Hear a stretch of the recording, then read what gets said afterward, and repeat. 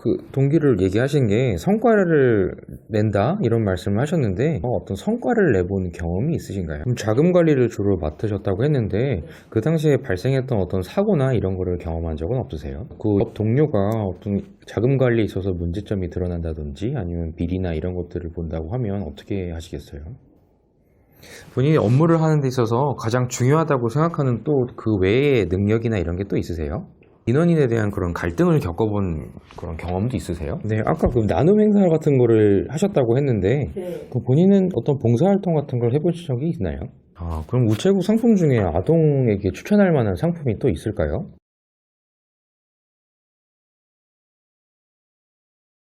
그리고 서비스업을 어울릴 것 같다라는 거는 그 외부 사람이 나를 평가하는 그런 부분이죠. 네. 그랬을 때 물어보고 싶은 거는 그러면 그 일반적으로 타인이 본인을 어떻게 평가를 하는지에 대한 거를 묻고 싶었어요.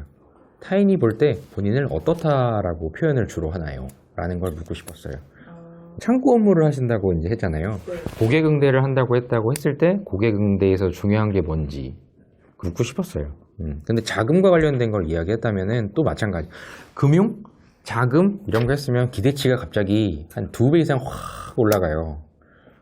그렇기 때문에 물어보고 싶은데 이제 대답할 수 있는 거리만 준비를 해두시면 돼요. 내가 관심이 있는 알아봤더니 어떠한 적금이 있다 아니면 어떠한 예금 상품이 있다 이런 거 정도는 추천할 수 있어야죠.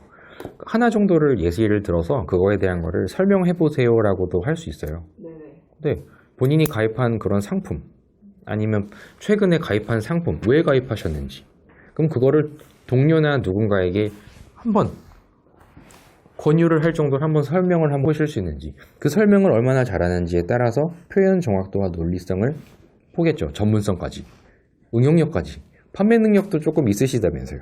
자금 관리 능력도 물론 있긴 한 능력치가 많아서 여러 개를 물어보고 싶어요. 퇴사 이후 정도는 한번 물어보고 싶었어요. 그 민원인에 대한 그런 부분도 물어보고 싶어요. 응대를 많이 하셨다고 했잖아요. 나눔 행사라고 얘기하는 순간 갑자기 봉사활동을 물어보고 싶은 생각이 들 거예요. 나눔이잖아요. 나눔, 봉사 그런 부분. 근데 장황해. 그렇죠. 네. 어떻게 준비해야 될지 모르겠어요. 아까 갈등 상황에 대해서 갈등? 어떤 그런 부분을 물어봤는데 민원 응대든 네. 어떤 갈등 상황이든 그런 게 있으면 대답하는 거에 있어서 물어본 거를 다시 다 대답을 해야죠. A라는 경험이 있으세요? 라고 물었으면 저는 A라는 경험을 이런 상황에 한 적이 있습니다 라고 하시면 되죠. 일단 처음에 얘기하시는 거 저는 어떠한 민원 관련된 그 불만 사항을 경험해 본 있습니다. 그 상황은 어떠했는데 그 상황 속에서 제가 대처했던 부분은 1번이 있고 2번이 있고 3번이 있습니다. 이렇게 나열을 해요. 머릿속에서. 그 다음에 그럼 극복 상황, 그러니까 대안, 솔루션을 뭔가 본인이 적극적으로 했다. 그 다음에 결과가 어떻게 나왔는지를 머릿속에 구조화 시켜야 돼요. 상황, 그거를 머릿속에서 먼저 하실 수 있어야 구조화를 할 수 있어요. 알겠죠? 전 또 얘기를 할 거예요. 그러니까 계속 들어보세요. 수고하셨어요. 특성상 이게 육지에서 섬으로 우편을 발송을 하거나 할 텐데 택배 요금 혹시 아세요? 본인은 택배 서비스를 자주 이용하시나요? 택배가 신뢰도가 높은 편이에요. 그러면 계리직 공무원이 되려고 결심을 하신 거예요?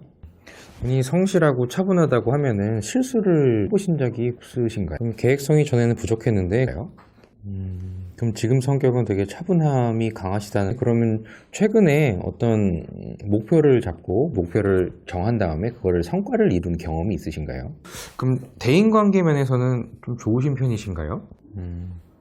그럼 주위에 친구분이나 이런 분들이 사람들이 많이 따르는 편이신가요? 그럼 휴대폰에 친구 목록은 한 몇 명이나 있으세요? 본인이 제일 존경하는 인물은 있으세요? 그리고 본인 스트레스는 잘 안 받으세요? 네, 알겠습니다. 수고하셨어요. 네. 그리고 왜 그만뒀는지에 대한 퇴직 전에 퇴사 사유에 대한 부분도 궁금증이 분명히 있을 거예요. 네. 솔직하게 얘기하는 답변은 꼭 확실하게 하셔야 될 것 같고 공동의 목표를 세워가지고 같이 무언가를 해본 경험을 묻고 싶어요. 네. 긍정적이라고 말씀을 하시니까 네. 그랬을 경우에 머릿속에 구조를 딱 잡아야 되거든요. 네. 그랬을 때 상황, 어떠한 목표로 누구와 이런 협업을 한 적이 있습니다 라고 시작을 먼저 하시면 돼요.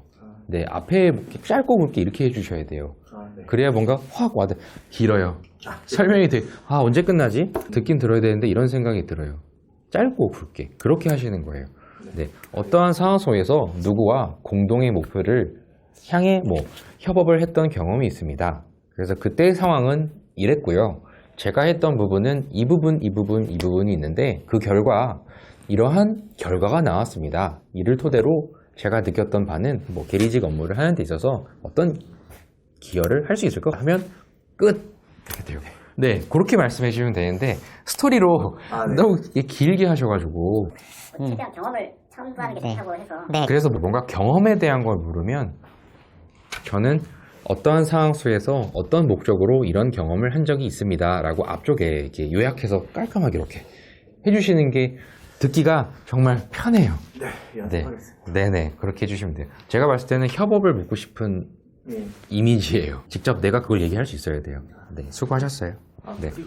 목소리가 어느 쪽 좀 크게 하면 좋을지 제가 지금 약간 좀 의식해서 목소리를 좀 낮췄거든요. 어느 쪽이 저는 제가 봤을 때 목소리가 뭔가 갈라지거나 아니면 목소리가 붕 뜨거나 그러지 않아요. 약간 중저음에 여기까지 들리거든요. 그렇게 목소리가 문제될 것 같지는 않아요. 지금 정도 말씀하시는 거 저는 크다 작다 그 정도 느끼지 못했어요. 그 내용의 진솔함이 중요할 거라고 저는 생각해요. 내용이 중요한 거예요.